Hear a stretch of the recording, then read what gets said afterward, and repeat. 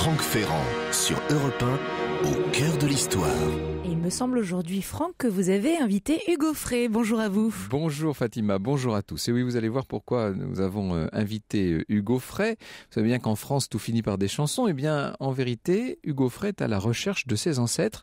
Il a découvert que l'un d'entre eux faisait partie de ces gentilshommes, tout prêts à libérer Louis XVI. Il va nous en parler tout à l'heure lui-même. Vous savez qu'en janvier 1793, la Convention condamnait à mort le roi Louis XVI. Eh bien, avant même cette décision fatidique, et bien sûr aussitôt après, une poignée de fidèles se sont jurés d'enlever le roi déchu pour qu'il ne soit pas exécuté. Ce sont leurs tentatives que nous allons évoquer aujourd'hui.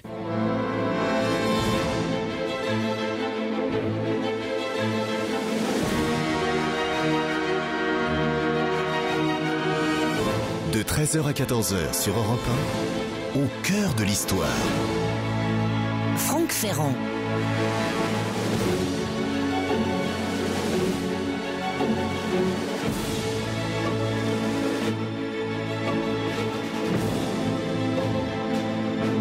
Le 29 prairial en 2, c'est-à-dire le 17 mai 1794, 4 charrettes conduisent à travers Paris 54 condamnés. On les a tous revêtus de la chemise rouge des parricides et on les conduit comme ça au gré des pavés parisiens jusqu'à l'échafaud. C'est une effroyable saignée qui va avoir lieu et qui entre dans l'histoire sous le nom de messe rouge. Terrible punition pour ces 54 personnes. Il y a là des hommes, des femmes, des vieillards et même un adolescent de 16 ans.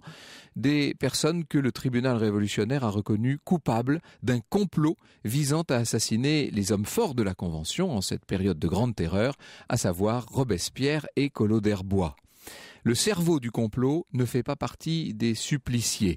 Il a échappé aux bras de la justice et certains historiens, ils ne sont pas tous d'accord sur ce sujet, certains pensent qu'il se trouvait ce jour-là à Paris même, au milieu de la foule qui assistait à la messe rouge.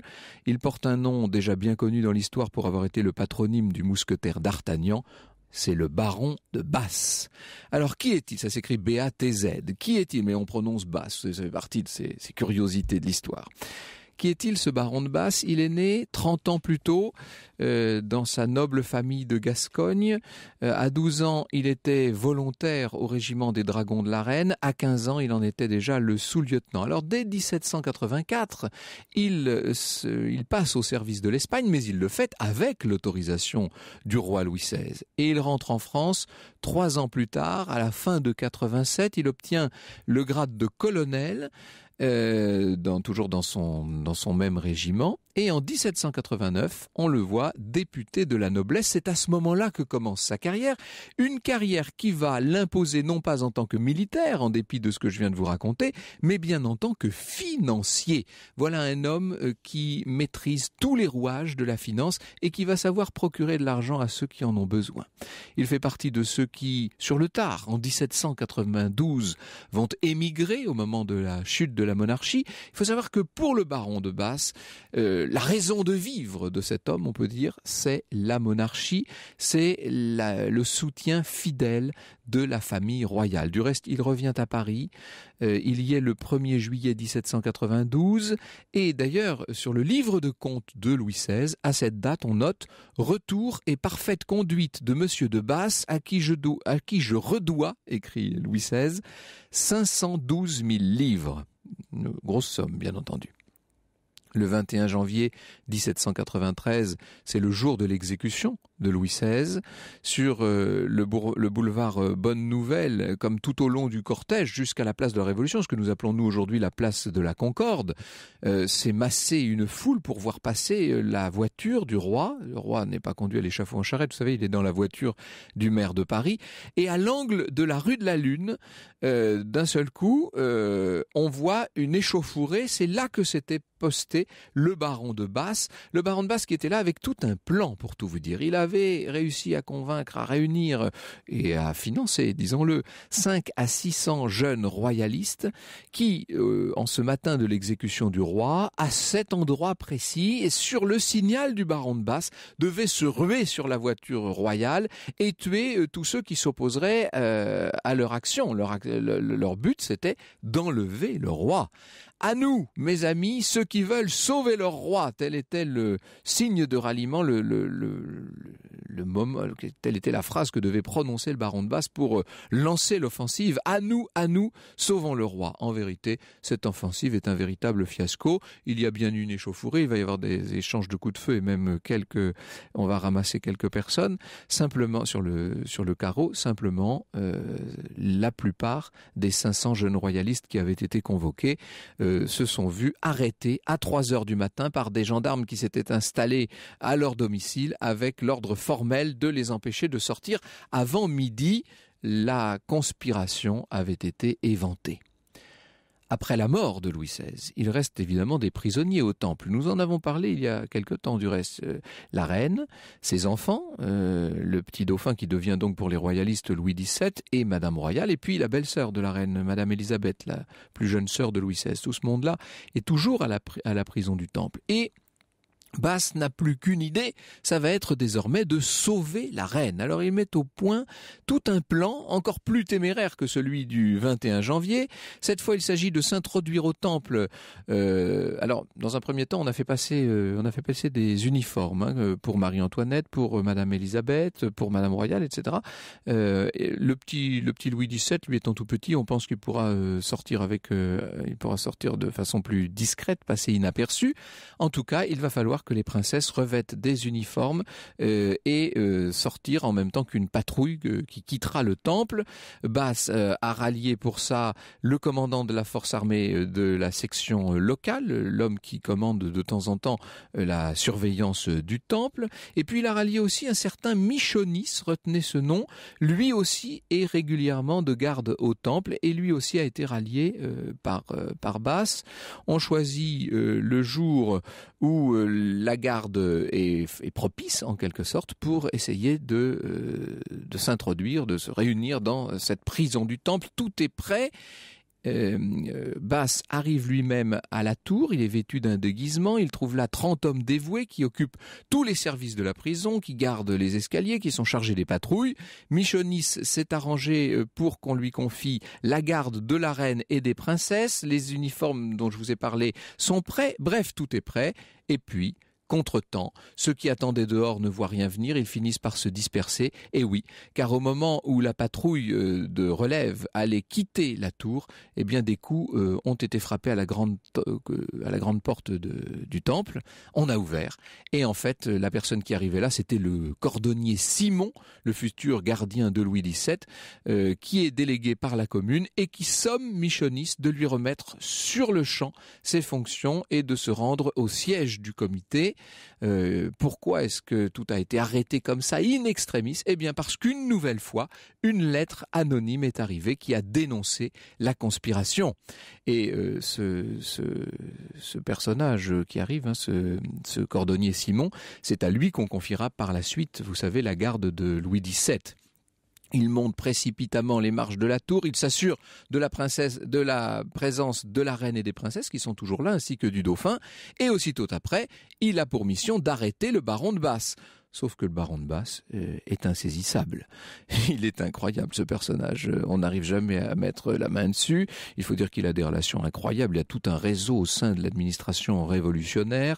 Il a aussi des fonds qu'on dit inépuisables. D'où lui viennent-ils ces fonds? Certains prétendent que c'est d'Angleterre. D'autres ont une version plus prosaïque, ils disent que dans la cave du baron de Basse, il y a tout simplement des presses qui fabriquent de faux assignats. Ça c'est pratique quand on a besoin de beaucoup d'argent pour acheter un certain nombre de révolutionnaires.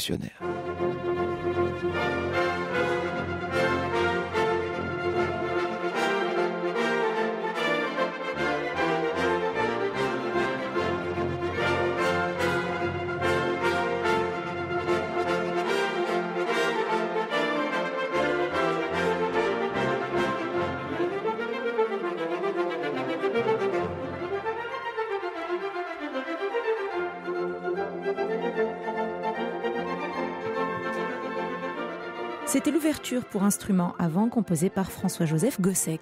Je vous ai dit que notre baron de Basse disposait de fonds quasiment illimités. Il aurait offert 1 million à qui parviendrait à libérer la ci-devant reine de la prison de la Conciergerie, où elle a maintenant été transférée à la fin de l'été 93, dans l'attente d'un jugement dont l'issue ne fait aucun doute. Alors, un certain nombre d'agents vont relever le défi.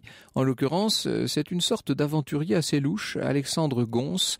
C'est un faux vétéran de la guerre d'indépendance américaine, faux marquis, mais depuis 1791, véritable chevalier de Rougeville. Il s'était fait connaître de la reine en la protégeant personnellement au moment de la première invasion des Tuileries, vous savez, le 20 juin 92. Il a réussi donc, ce Gons, à se faire conduire jusqu'à la cellule de Marie-Antoinette en compagnie du Jean-Baptiste Michonis dont je vous parlais à l'instant, toujours le même. Nous sommes là le 28 août 1793. Or, au revers de son habit rayé, Monsieur Gons de Rougeville, comme il se fait donc appeler, arbore 2 œillets. Alors, il feint de se pencher, il fait semblant, si vous voulez, il a un geste de distraction, il fait semblant de laisser tomber les œillets qui se trouvaient à son revers.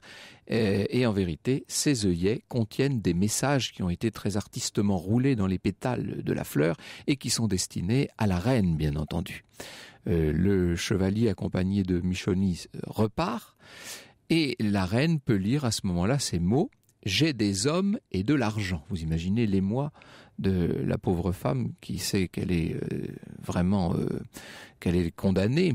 Elle répond en écrivant, vous savez, avec la pointe d'une épingle sur du papier, elle fait des petits trous pour écrire « Je suis gardée à vue, je ne parle à personne, je me fie à vous, je viendrai ». Et un quart d'heure plus tard, on voit le chevalier de Rougeville qui revient, toujours avec Michonis. Là, une conversation s'engage. Le chevalier informe Marie-Antoinette qu'il reviendra le surlendemain et qu'il apportera tout l'argent nécessaire pour acheter ses gardiens. On va voir entre-temps Marie-Antoinette faire l'impossible pour s'assurer la complicité du gendarme Gilbert. C'est lui, du reste, qui remet le message de la reine, le message marqué comme ça au petit avec l'épingle, qui remet ce message au chevalier. Et 2 jours plus tard, les 2 hommes sont de retour à la conciergerie pour régler avec l'ancienne reine tous les détails de l'évasion qui doit prendre place dans la nuit du 2 au 3 septembre 1793. Le couple de concierge Richard, celle qui sert de servante à la reine, elle s'appelle Marie Harel, tout ce monde-là est dans le secret. Le chevalier de Rougeville détient 400 louis d'or et 10 000 livres d'assignats qui sont destinés à acheter les gardiens qui pourraient se montrer récalcitrants. Et donc, le 2 septembre, à l'heure dite, la reine sort de son cachot, elle traverse la pièce où sont les gendarmes, elle pénètre dans la loge du concierge Richard, elle passe, semble-t-il, pour autant qu'on puisse le savoir, les 2 guichets. Il n'y a plus qu'une grille, il n'y a plus qu'une cour entre elle et la liberté. Seulement voilà, à ce moment-là, le gendarme Gilbert prend peur, il hésite, il va changer d'avis et il va reconduire la reine à son cachot. Et pire que cela, il a paniqué, il se met à rédiger un rapport pour le comité de sûreté générale. On imagine combien cet épisode, encore une tentative manquée d'évasion, combien cet épisode pèsera contre la reine lors de son procès quelques jours plus tard. Marie-Antoinette est guillotinée le 16 octobre 1793. Alors après la mort de la reine, on accusera encore Basse d'avoir été l'âme de ce fameux complot contre Robespierre qui devait conduire à l'échafaud les 54 personnes dont je vous parlais tout à l'heure. Il semble bien qu'en vérité, l'auteur du rapport, on a appelé ça la conspiration de l'étranger, l'auteur du rapport ait prêté au baron de Basse un rôle qu'il n'était pas en mesure de jouer et que cette accusation relève davantage du montage policier. Quoi qu'il en soit, Basse n'en est pas moins entré dans la légende comme le principal, comme le plus habile, le plus aventureux des agents de la contre-révolution. Il inspirera en partie Alexandre Dumas pour son personnage du chevalier de Maison Rouge, même si ce dernier tient beaucoup plus encore de Rougeville, l'auteur de la conspiration de l'œillet. Il faudrait citer encore parmi tous ces agents royalistes Jarget, bien sûr, et Toulan et Le Pitre. De tous surnage le nom de ce Gascon, de ce Basse insaisissable comme une sorte de fantomas de la Révolution. L'histoire sur Europe 1, c'est avec Franck Ferrand. Et aujourd'hui, Franck Ferrand nous raconte comment Marie-Antoinette et surtout Louis XVI auraient pu être sauvés. Et oui, et nous allons le faire en compagnie de 2 auteurs. Philippe Laurençou, qui a été, je l'ai déjà reçu il y a quelque temps, Philippe Laurençou a été l'élève de Paul et Pierrette Giraud de Coursac. Et c'est vous qui avez écrit toutes les notes de la célèbre biographie de Louis XVI, par Paul et Pierrette Giraud de Coursac. Vous avez travaillé avec eux pendant de nombreuses années. De nombreuses années, oui. J'ai en effet établi cette biographie qui a été terminée par Madame de Coursac peu de temps avant son décès en 2010. Ça s'appelle Louis XVI ou la vraie grandeur, qui paraîtra, je crois que c'est au mois de septembre. Et donc, il fait un certain nombre de notes. Le but étant de faire en sorte que ce livre puisse être lu par absolument tout le monde, compréhensible par tout le monde, et de donner en note précisément tous les éléments pour montrer, pour prouver les affirmations qui sont données dans ce livre, puisque la recherche de ce livre, qui a été celle du reste de toute leur vie, c'est la recherche de la vérité appliquée au règne de Louis XVI. Alors, il est très difficile d'entrer dans les arcanes, dans le détail de toutes ces opérations qui ont été montées au moment de la détention de la famille royale au Temple, puis au moment de la mort de Louis XVI, puis au moment de la détention de ce qui restait de la famille encore au Temple, et enfin à la Conciergerie. On a bien compris qu'un certain nombre d'initiatives plus ou moins désordonnées ont eu lieu et que le rapport qu'on en a est doublement biaisé généralement. Soit biaisé par les témoins eux-mêmes qui, notamment au moment de la Restauration, sous Louis XVIII, ont essayé de se faire valoir, soit biaisé par la police même de la Révolution qui a eu tendance, dans un premier temps, à charger un certain nombre de personnages, dont le baron de Basse. On lui a prêté beaucoup, comme on dit, on ne prête qu'aux riches. Oui, c'est certain. C'était le cas de le dire, il était très riche. C'est le cas de le dire, oui, d'une fortune dont en effet on ne peut pas très bien savoir d'où elle était. Les faux assignats sont une réalité parfaitement historique. Il est fort probable en effet qu'il est trempé là-dedans. Mais il est certain en tout état de cause que lorsque des gens écrivent longtemps après, ils vont essayer de se justifier. Parfois même, ils vont essayer de se donner l'importance qu'ils n'ont pas eue. Oui, d'inventer ou en tout cas de broder un rôle. Absolument. On l'a vu à un autre épisode qui est l'arrestation du roi à Varennes, lorsque Bouillet prétend qu'il a proposé ce qu'on pourrait appeler une chevauchée fantastique à Louis XVI et à sa famille, en leur disant on va vous donner quelques chevaux des hussards qui sont là et vous allez partir comme cela. Mais qui sait monter à cheval? Louis XVI? Madame Élisabeth. Mais Marie-Antoinette, qui a beaucoup souffert de ses couches, a tellement de mal à marcher, malgré sa jeunesse, qu'elle loge au rez-de-chaussée à Versailles et qu'elle logera au rez-de-chaussée aux Tuileries. Comment peut-on imaginer qu'il y ait pu être réaliste de voir Marie-Antoinette monter sur un cheval de hussard, avec, entre parenthèses, le fait que c'est une cheval d'homme, une selle d'homme, donc oui, c'est avec les vêtements féminins de l'époque, qui, en l'occurrence, sont des robes assez à fourreau, il est inconcevable. On est toujours dans l'urgence des circonstances, finalement. Oui, l'urgence des circonstances, raconté un peu plus tard, ce qui fait que M. de Bouillet avait dû oublier que, quelques 20 ans plus tard, qu'à cette époque-là, les femmes ne portaient pas les vêtements qui pourraient permettre de monter à cheval comme un homme, et surtout que Marie-Antoinette avait du mal à se mouvoir. Mais qui s'y intéressait à la Restauration? Alors ça, c'était effectivement au moment de la fuite à Varennes en juin 91. Oui. Venons à la captivité de la famille royale. Donc la monarchie est tombée le 10 août 1792. La République sera proclamée quelques jours plus tard, enfin quelques semaines plus tard, juste au après, début le lendemain de septembre. Varennes. Exactement. De Valmy, pardon. De Valmy, voilà. Donc en septembre 1792, on conduit donc, après un petit passage au feuillant, sur lequel on ne va pas s'attarder, on conduit le roi, la reine, leur famille dans cette prison, dans cette épouvantable tour du Temple, qui se trouvait dans l'ancien enclos des Chevaliers du Temple, tout simplement. Oui, assez grand, je crois que ça faisait 125 hectares. C'était immense, ça avait appartenu au frère, un plus jeune frère de Louis XVI, le comte d'Artois, qui était en émigration à ce moment-là. Et ils sont là détenus. Est-ce qu'ils savent que derrière les murs, se préparent des complots, des conjurations visant à les faire libérer? Alors, il est très difficile de répondre avec certitude, mais le fait est que le régime de détention du roi et de la famille royale est un régime tout à fait unique.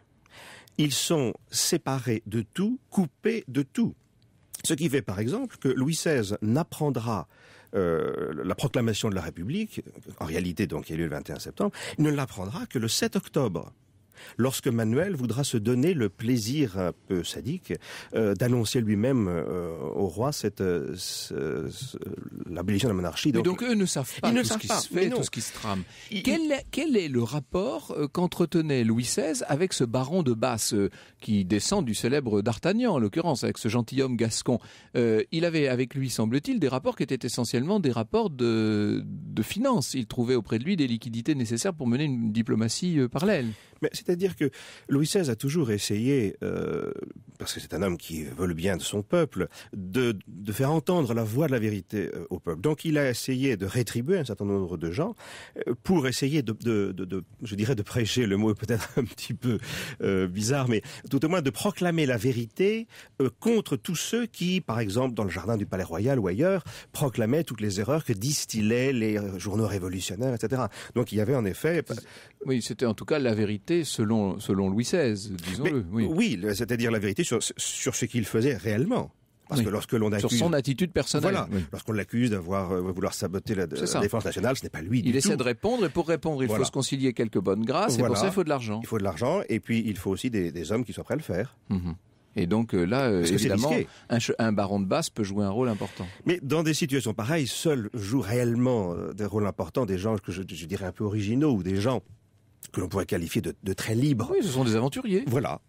Alors, parmi ces aventuriers, il y en a eu un certain nombre. Tous ne sont pas connus, disons-le. Certains ont agi sous un anonymat total ou sous de faux noms. Enfin, tout ça est extraordinaire. Il a été question à plusieurs reprises d'aller remplacer le roi et la reine au temple, de prendre leur place en quelque sorte et de les évacuer discrètement. Oui, alors on peut sourire en effet, parce que je crois que vous employez un mot très amusant, discrètement, oui. Quand on voit la sécurité qui entourait cette détention au temple, il y a quand même 400 hommes d'armes, il y a 40 personnes qui circulent dans la tour, et on nomme des gens qui sont sûrs, qui ont été recommandés par la commune insurrectionnelle de Paris. Et on sait que la commune insurrectionnelle de Paris, ce sont vraiment des ennemis très féroces de Louis VII, tous ceux qui ont participé dès le début aux émeutes. On va construire des guichets. Et en plus, vous avez des gens qui sont chargés de surveiller ceux qui surveillent. Et chacun s'espionne et chacun va dénoncer les uns les autres. C'est ce qui va arriver à François Hue, par exemple. C'est ce qui va arriver ultérieurement à Cléry. Les Tisons, par exemple, sont là pour surveiller que les surveillants font leur travail. Ce qui a eu lieu aussi, ce sont des propositions beaucoup plus officielles d'un certain nombre de nobles qui proposent d'aller prendre au temple la place de Louis XVI et de Marie-Antoinette, d'être en quelque sorte des otages, voire même, pourquoi pas, de devenir prisonniers à leur place. Ça a existé aussi. Il y a eu de belles propositions. Il y a eu de belles propositions. Il y a eu même des propositions de la part de chefs d'État comme Charles IV qui fait faire des propositions à la Convention par le chevalier de Caris, deux fois du reste, le 26 décembre 92 et puis ensuite en janvier. Mais je pense il faut bien se rendre compte que de toute façon, ça ne pouvait pas aboutir. Parce que ce que les révolutionnaires voulaient abattre, ce n'est pas un roi, c'est Louis XVI. C'est-à-dire quelqu'un qui incarne non seulement le souverain, mais le souverain, le chef d'État chrétien, parce qu'il faut aller jusque-là. Les révolutionnaires qui vont survivre à leur propre purge se satisferont très bien de la Restauration, et ils seront barons et comtes d'empire ou sous la Restauration. Donc le principe monarchique en tant que tel n'est pas ce qui les gêne, c'est Louis XVI. Alors, comment voulez-vous imaginer que ça puisse exister? Vous comprenez? Remplacer le roi, oui, mais remplacer Louis XVI, non. Ce qu'on veut abattre, c'est Louis XVI. Alors nous avons autour de cette table un invité que connaissent bien nos auditeurs et qui a toujours entendu dire que justement ses propres ancêtres s'étaient portés volontaires pour être otages à la place du roi Louis XVI et de la reine Marie-Antoinette. Cet invité, c'est Hugo Frey et nous lui donnons la parole dans un instant. Jusqu'à 14h sur Europe 1. Plongez au cœur de l'histoire avec Franck Ferrand. Et aujourd'hui, Franck Ferrand, vous revenez sur les extraordinaires tentatives de sauvetage de Louis XVI avec des invités de marque aujourd'hui. Et oui, avec Philippe Laurençou, qui est historien, un grand spécialiste de Louis XVI et de cette période. Et puis, Hugo Frey. Bonjour Hugo Frey. Bonjour. Merci beaucoup d'être venu jusqu'à ce studio. Je dis venu parce que je sais que vous êtes un fidèle de l'émission depuis des années. Oui. Nous avons eu l'occasion souvent de nous parler au téléphone. Je suis ravi que vous soyez là.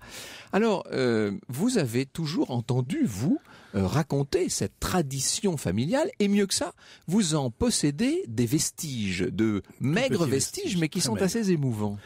Alors juste pour revenir en arrière, j'ai entendu, comme vous venez de le souligner, parce que ma famille, mon père et ma mère ayant divorcé très tôt, c'est-à-dire en 1937,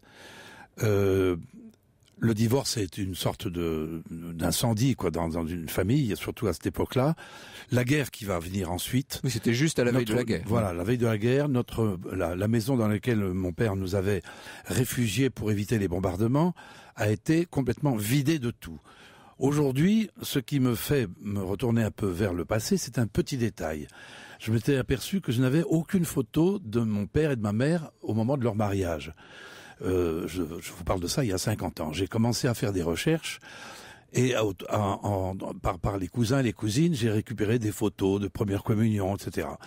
Et puis, je suis tombé par hasard sur un papier qui avait été sauvé de ce tsunami.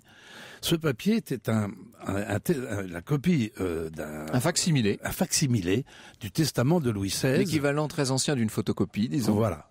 Et sur lequel il est marqué au dos que ça a été offert à mes ancêtres, le baron, Gaston de Cobios, baron d'Andiran, et que c'était en remerciement pour le fait de s'être porté otage. Or, il se trouve que, effectivement, j'avais entendu dire ça par ma grand-mère, mais c'était uniquement oral. Et tout d'un coup, je me trouve en face d'une réalité, et comme je cherchais mes photos que j'ai retrouvées, j'ai mis ça de côté. Et puis, en vous écoutant de temps en temps, comme ça, à la radio, j'ai pensé, il y a longtemps déjà, que c'était un sujet intéressant de savoir qu'est-ce qui s'est passé, car effectivement, il faut dire une chose, c'est que se porter comme ça, comme otage, à la place de son maître, le roi et la reine, c'est d'abord une preuve de courage énorme. Et puis aussi, on pourrait dire aujourd'hui, au regard de ce que nous avons sur la peine de mort, c'est quelque part des gens qui se dressaient contre la peine de mort. Aujourd'hui, personne ne regarde la Révolution française avec cette optique. Qu'est-ce que ça serait si on avait supprimé la peine de mort pendant la Révolution française? Alors, je me suis intéressé à ça et je me suis rendu compte que cette rumeur... Il faut dire, Hugo Frey, que votre mère fait partie de cette famille. Hein. Vous êtes, par votre mère, Cobios d'Andiran, voilà. Donc de cette famille qui, justement, est de cette région là-bas du Tarn. Voilà, alors, en 2 mots, en plus de ça, ce qui est intéressant, c'est que ma maman, quand elle est décédée, a emporté avec elle dans la tombe, si je peux m'exprimer ainsi, son nom, son prénom, Amiel, A-M-Y-E-2-L-E, de Cobios, baronne d'Andiran. Cette famille ce sont des Gascons. Le bon papa, donc mon grand-père maternel, vivait dans un petit village du Lot-et-Garonne, à l'endroit où le Lot se jette dans la Garonne, à l'endroit à côté d'Aiguillon, entre Tonins et Aiguillon, un petit village qui s'appelle Nicole. Mmh. Et c'était la maison de famille. Nous n'avons plus rien. La maison de famille a été vendue, personne n'avait d'argent. Les papiers ont disparu. Et il ne reste qu'une chose, c'est ce type qui, à mon âge, dit, il faut pas avoir honte de ses origines. Et c'est intéressant quand même de savoir d'où on vient. Vous avez vu 2 vestiges de cette époque. Vous, d'abord, un collier. Alors, on a hérité de Marie-Antoinette d'un petit collier qui n'avait pas une très grosse valeur commerciale, mais qui était quand même un collier de Marie-Antoinette. Ce collier était la propriété de ma petite sœur Pascale Audrey, comédienne, qui malheureusement a disparu dans un accident de voiture et qui n'a laissé aucun message, aucune trace pour nous dire où elle avait mis ce collier en protection. Dans une banque, dans un coffre, on ne le sait pas. Le collier a disparu, alors nous parlons. Il a disparu, voilà. Vous l'avez vu, vous? Je l'ai vu, je l'ai eu entre les mains. On l'avait fait d'ailleurs expertiser comme étant un collier de cette époque-là, mais dont les brillants ou les diamants n'étaient pas de très grande valeur. C'est très souvent le cas, oui. C'était un collier en tous les cas comment pourrais-je dire, d'une encolure très très mince. Je ne sais pas si c'était un collier de petite fille ou de très jeune fille. Et puis alors il y avait une épée de Louis XVI qui avait disparu. Et comme moi je suis donc dans ce village du Lot-et-Garonne très marqué par les mousquetaires, on appelait mon bon papa le dernier cadet de Gascogne. Il y avait dans le grenier des fleurets, des épées, des tas de choses. Et moi, pour ne pas que je me blesse, on m'autorisait à jouer avec une épée qui était coincée dans un étui. Et un jour, en sautant par une fenêtre, tel Zorro, qui était aéromoderne, ou D'Artagnan, j'ai coincé ce fourreau dans la fenêtre et l'épée s'est dégagée. Et là, on a découvert qu'il y avait des traces de fleurs de lys. Visiblement, c'était pas une très belle épée d'une très grande valeur, mais c'était probablement donc, si vous voulez, ces 2 objets plus le papier que j'ai maintenant.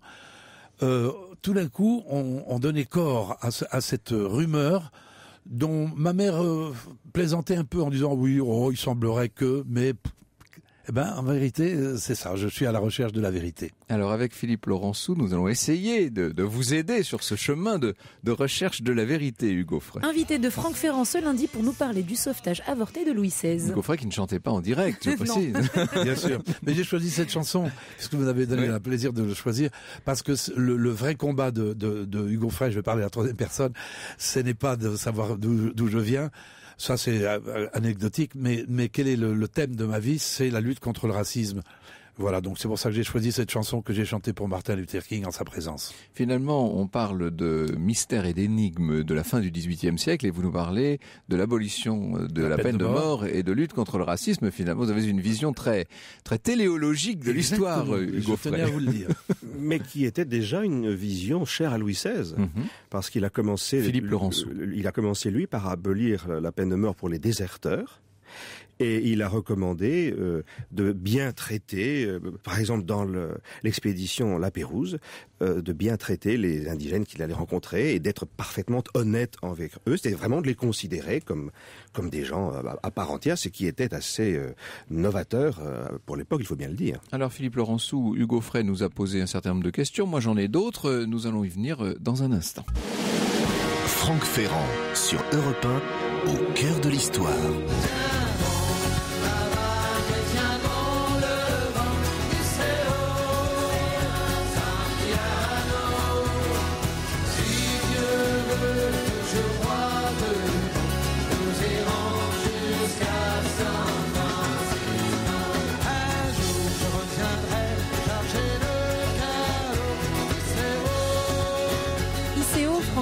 Et oui, on se fait plaisir aujourd'hui. Tout le monde chante dans le studio, à la régie. C'est extraordinaire, puisque nous recevons Hugo Frey qui vient de nous raconter, qui vient plutôt de nous exposer le mystère, l'un des mystères de sa famille, cette famille de Kobios d'Andiran.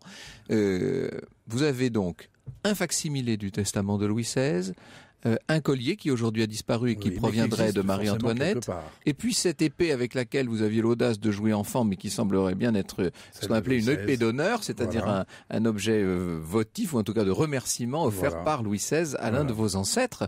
Alors, est-ce qu'on peut comprendre ce qui s'est passé, Philippe Laurençoux? Est-ce qu'il est probable qu'un Kobios d'Andiran ait fait partie de ces conjurés, de ces agents royalistes qui voulaient sauver la famille royale, peut-être avant même son emprisonnement au Temple du reste? Très certainement. Il y a une chose que l'on sous-estime, je crois, c'est l'extrême popularité de Louis XVI. Jusqu'au 10 août, et même après, on sent très bien que les révolutionnaires ne sont pas tout à fait certains de ce qui peut se passer. Après tout, il pourrait y avoir après le 10 août... D'où ces masses de soldats qu'on a massés tout le long du parcours de la voiture de Louis XVI, entre le Temple et la place de la Révolution. Tout à fait, et déjà même, du reste, lorsqu'il est comparé à la Convention pour le procès, il y a un luxe de précaution extraordinaire, parce que les révolutionnaires savent bien que, d'une part, leur régime n'est pas très populaire, que d'autre part, il y a un certain nombre de gens qui ont vu leur devoir clairement et qui, comme disait très justement Hugo Frey il y a un instant, avaient un certain courage avec un C majuscule, qui étaient prêts à tout donner, à donner leur vie pour tenter éventuellement l'impossible. Alors, nous avons évoqué tout à l'heure la figure du baron de Basse. Nous avons dit un mot du chevalier de Rougeville. Est-ce qu'on peut le comparer au chevalier de Maison Rouge d'Alexandre Dumas? C'est le même genre de personnage? Ou est-ce que Dumas en a vraiment beaucoup rajouté? C'est-à-dire que toute cette littérature est assez romancée, du reste déjà dans le goût de la fin du XVIIIe siècle. On invente des détails, on prête parfois des mots qui n'ont pas pu être prononcés parce que ce sont des anachronismes. Disons que on ne sait pas très bien, en fait, quelle est la limite entre la frontière entre ce qui est réel de ce qui ne l'est pas. Laissons peut-être aux auditeurs le soin d'essayer de départager. Ce qui est intéressant dans leurs deux cas, c'est qu'ils meurent tardivement, tout de même. Le baron de Basse ne mourra, je suis en train de chercher dans mes petites fiches, mais je crois que si ma mémoire est bonne, il ne meurt qu'en 1822. Donc il a survécu à la Révolution, à l'Empire, à la Restauration, enfin une partie de la Restauration. Il continuera du reste de faire de grandes affaires, des affaires politiques et financières, bien après la mort de Louis XVI et bien après les complots dans lesquels on l'accuse d'avoir trempé. Oui, c'est-à-dire que le baron de Basse a profité de la Restauration, donc de la venue de Louis XVIII, qui avait tout intérêt à s'attirer personnellement les hommages de gens qui avaient soutenu Louis XVI, parce que c'était autant d'hommages qui lui étaient rendus à lui-même, même si nous savons que historiquement Louis XVIII a été un grand ennemi finalement de son frère aîné qu'il jalousait terriblement. Et tant et si bien du reste que lorsqu'il est mort, il se proclame régent, en oubliant complètement que dans la tradition monarchique française, c'est la mère du dauphin qui est régente. Normalement, oui. Quant à Gons de Rougeville, donc dont nous parlions, qui a lui été l'âme de ce qu'on a appelé le complot de l'œillet, c'est-à-dire cette ultime tentative d'extraire Marie-Antoinette des cachots de la conciergerie juste avant son procès, il ne mourra à Reims en l'occurrence qu'en 1814. Je suis tout fier de le citer parce que j'ai enfin retrouvé. Donc tous ces gens-là n'ont pas été victimes de leurs ennemis révolutionnaires. En revanche, des victimes, il y en a eu, et je parlais de cette messe rouge de mai 1794, ce 17 mai 1794, ça a été vraiment là, il y a eu beaucoup de victimes. Qu'est-ce qu'on reprochait finalement à ces 54 inculpés? D'avoir voulu attenter à la vie de Collot d'Herbois et surtout de Robespierre. Oui, c'est-à-dire que tous ces grands noms de la Révolution et de la Terreur étaient extrêmement impopulaires et un certain nombre de gens ont essayé, avec plus ou moins de bonheur ou d'intelligence, comme la pauvre Charlotte Corday avec Marat, de débarrasser le paysage politique de ces gens qui n'étaient loin d'être des démocrates et qui étaient vraiment des gens très sanguinaires, malgré ce côté très, très élégant, très policé d'un Robespierre. Oui, je fais très attention parce qu'il se trouve qu'à la suite d'une émission de télévision que nous avons faite sur Robespierre et la Vendée, je suis en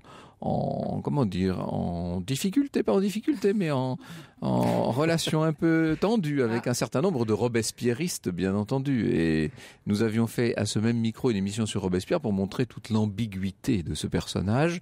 Ce qui est loin d'être ambigu, en revanche, c'est le régime dont il est, à travers le comité de salut public, l'incarnation, qui est quand même, objectivement, qu'on le veuille ou non, un régime très, très dur et très sanguinaire, pour reprendre votre thématique de la peine de mort. On n'a pas trop le droit de le dire.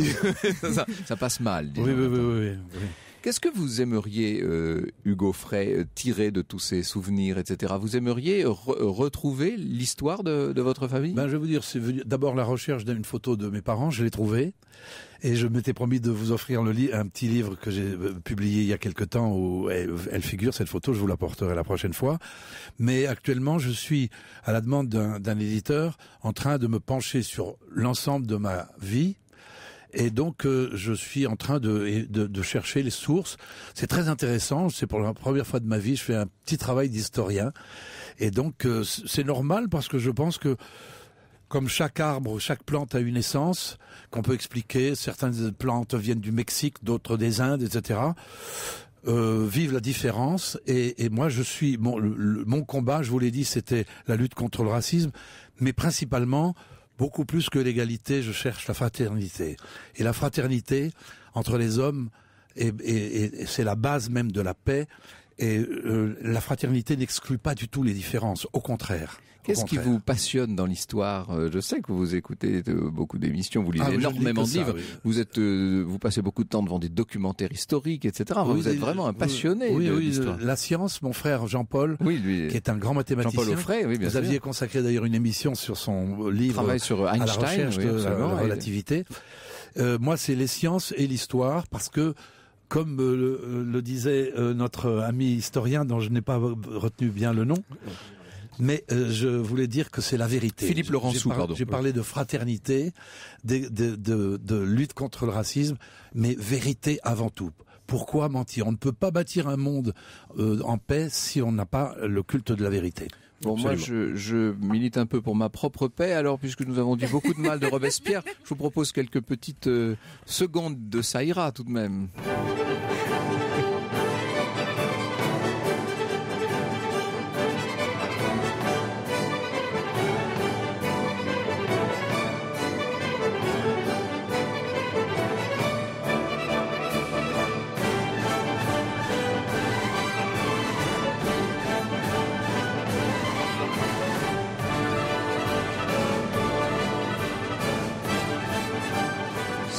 cette émission, je l'espère, a intéressé nos auditeurs, j'espère qu'elle aura servi au moins à leur faire comprendre l'extrême subtilité, complexité, ambiguïté de cette période révolutionnaire. Et il y a eu des points de vue et des partis pris très subtils et qui parfois chez un même personnage, je ne vais pas que vous citiez Hébert hors micro là à l'instant, finalement changent d'une période à l'autre. Il y a des évolutions dans la pensée de chacun. C'est une période infiniment troublée, bien entendu, que celle de la Révolution, surtout lorsqu'on parle de la question centrale du sort de la famille royale, bien entendu.